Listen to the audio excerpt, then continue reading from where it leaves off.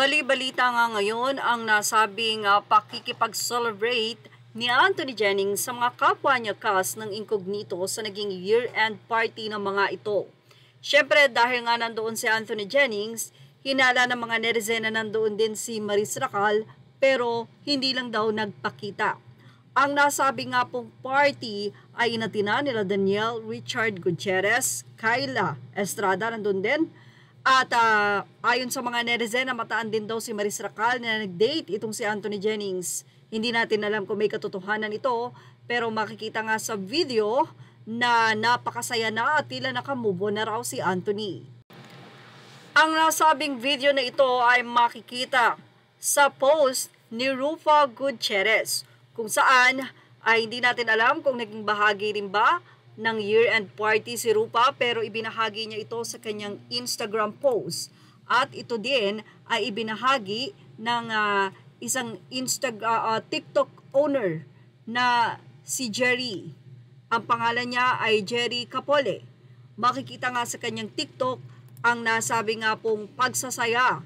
Ayan, nagtatatalon pa si Anthony Jennings. Ayon nga sa mga netizen, mukhang talaga daw nakamove on na si Anthony at nandun nakikipagkulitan pa ito kay Daniel Padilla habang nasa likod naman niya si Kyla Estrada.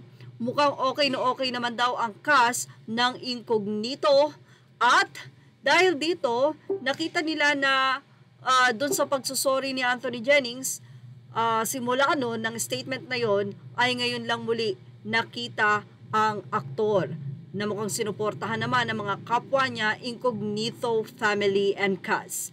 Samantala narito ang reaksyon ng mga netizen. Anila, I don't understand people. Nagkamali siya but then nawala ng career. So wala na bang right to move on? I don't like him but I hope he learned his lesson. The people nga naman so righteous, kala mo hindi nagkakamali.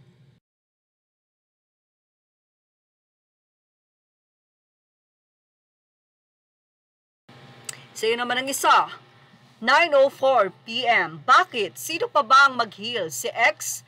Tanong naman nitong si isang netizen. Matapos ng ginawa niya, hindi pa ba siya healed? Sa tindi ng inabot na bashing ni Maris, pag umaray pa rin niyang ex na yan, abaa pa kanya. Si Maris na ang totoong agrabyado dito, jowa lang nawala sa kanya. Kay Maris, reputasyon at pinaghirapan niya ng buong buhay niya ang nasira.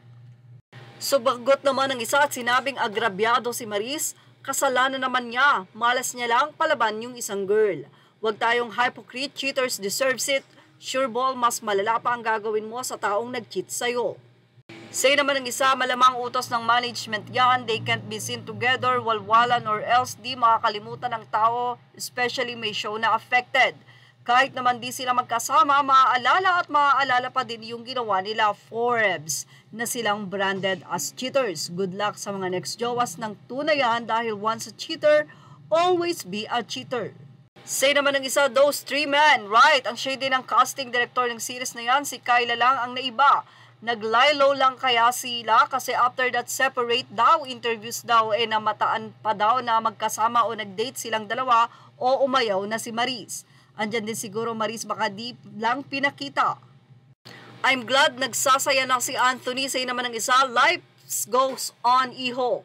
Tama yan, nagtuto, nagsisi, humingi ng tawad, nagpatuloy sa buhay, walang silbi ang magmukmok. Although mahirap, nakakabilib na pinipili mong maging masaya. Nakakabilib din ng mga kasama mo sa Incognito, mukhang hindi ka hinuhusgahan. I won't judge you either. I'm proud him ka nagpadala sa panghuhusga ng mundo. Laban lang, meron at meron pa rin makakaintindi.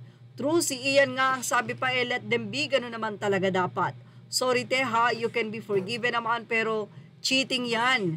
Ka-judge naman talaga. May justification bang maayos dyan? Images are all credit to the rightful owners. Thank you for watching. Please like, share, and subscribe.